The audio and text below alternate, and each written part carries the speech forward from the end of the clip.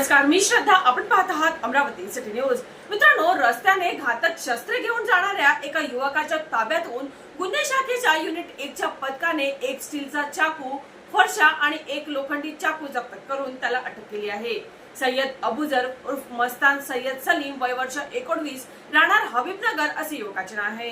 मित्रांनो, गुन्हे शाखेचे युनिट 1 चे पथक नागपूर गेट हद्दीत गस्तीवर असताना एक युवक काळ्या रंगाच्या गमछामध्ये घातक शस्त्रे घेऊन धर्मकाटा ते अरोसिया पेट्रोल पंपाकडे पायी जात असल्याची माहिती पोलिसांना मिळाली होती. या माहितीच्या आधारे पथकातील कर्मचारी घटनास्थळी पोहोचले. मित्रांनो, सय्यद अबुजर हा डोक्यावर गमछा घेऊन येताना दिसताच पोलिसांनी त्याला ताब्यात घेतले आणि त्याची अंगझडती घेतली असता त्याच्याजवळ 3 घातक शस्त्रे मिळून आले. त्याला अटक करून शस्त्रे जप्त करण्यात आली आहे. तसेच पुढील कार्यवाहीसाठी त्याला नागपूर गेट पोलिसांच्या ताब्यात देण्यात आले आहे.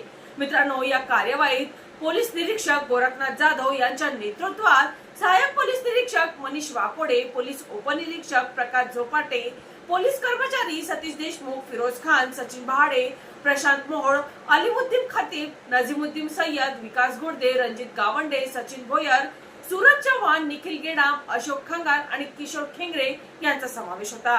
चला तर मित्रांनो, पुन्हा भेटूया नवीन बातमीसह. तोपर्यंत पाहत रहा अमरावती सिटी न्यूज.